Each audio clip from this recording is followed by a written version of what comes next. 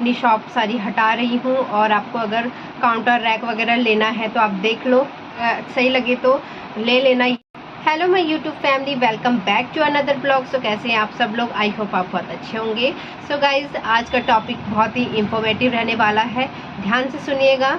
ये क्या होता है ना कि जो नए शॉप वाले जिनके माइंड, उन लोगों को क्या क्या बातें ध्यान में रखनी चाहिए, ये चीज़ें बहुत ज़रूरी है, आप लोग ध्यान में रख लीजिए।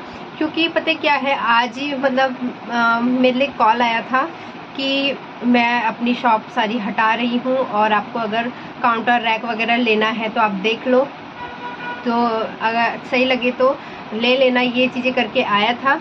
तो जिन्होंने मुझे कॉल किया था ना, उनकी भी कॉस्मेटिक की शॉप है।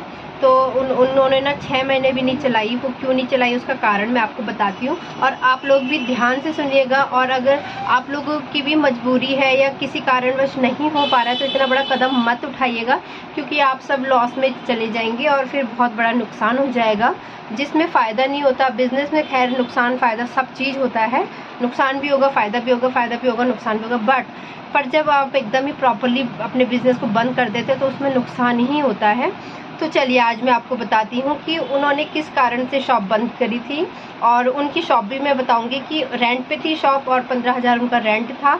और उसमें ना उन्होंने क्या किया था ना कि उसमें उन्होंने 1.5 लाख से ऊपर उन्होंने फर्नीचर पे ही लगा दिया, और आज की डेट में उनको 6 महीने भी नहीं हुए और उन्होंने अपनी शॉप बंद कर दी है। क्या था कि उन्होंने काफ़ी अच्छी सामान वगैरह सब चीज़ रखा, और काउंटर भी बहुत अच्छा बना रखा है, उसमें भी काफ़ी पैसा लगा रखा है, क्वालिटी वाइज बहुत औसम बना रखा है उन्होंने।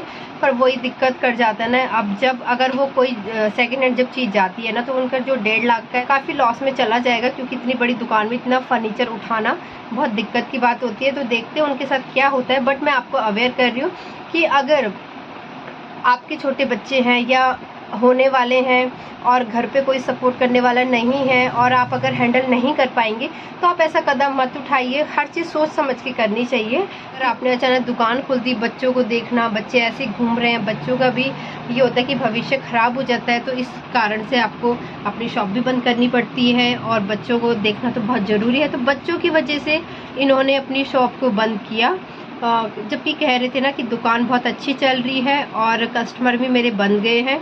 तो उसी कारण से बस बच्चों की वजह से उन्होंने छोड़ना पड़ा। तो आप लोग ये गलती बिल्कुल भी मत कीजिएगा।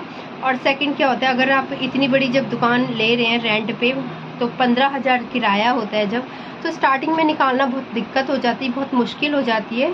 तो आप करीबन अपने जेब में 6-7 महीने का किराया लेके चलिए। ये मत सोचिए कि स्टार्टिंग में ही मेरे को दुकान खोल दी तो मेरा किराया वहीं से आएगा।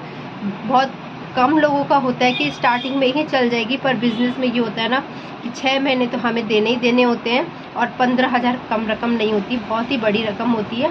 तो जैसे उनका फर्नीचर था बहुत अच्छा, मैं भी देख कर आई थी, सोचा कि कुछ लगाऊँ यहाँ पे, बट ना उनका फर्नीचर भी बहुत ज़्यादा है। तो देखते हैं कुछ अगर पीस ऐसे उठा लेते हैं, और अगर रेट अच्छा लगा तो उठा लेंगे, और नहीं लगा तो फिर भाई, क्योंकि मेरे बजट से भी बाहर है, हम इतना बजट नहीं लगा सकते हम। तो चलिए मैं उनका फर्नीचर आपको दिखाती हूँ।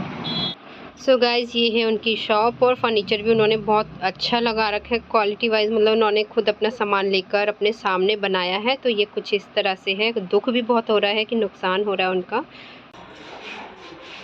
ये भी पूरा कांच का, ये स्लैब भी उन्हीं की है। हाँ, सब कुछ वही लगाया कांच का स्लैब तो उठा सकता हूँ, स्लैब से लग जाती है।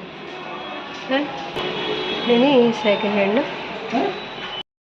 सो आई होप आपको ये छोटी सी वीडियो पसंद आई होगी और आपको समझ भी आया होगा कि मैं क्या आपको बताना चाहती हूँ। ऐसे कदम बिल्कुल मत उठाइएगा जिससे आप लॉस में चले जाएंगे। तो सोच समझ के कुछ भी काम को कीजिएगा। कुछ आपको ये छोटा सा वीडियो पसंद आया होगा तो चैनल को लाइक शेयर कमेंट जरूर करें। मिलते हैं नेक्स्ट ब्लॉग में, तब तक के लिए बाय बाय।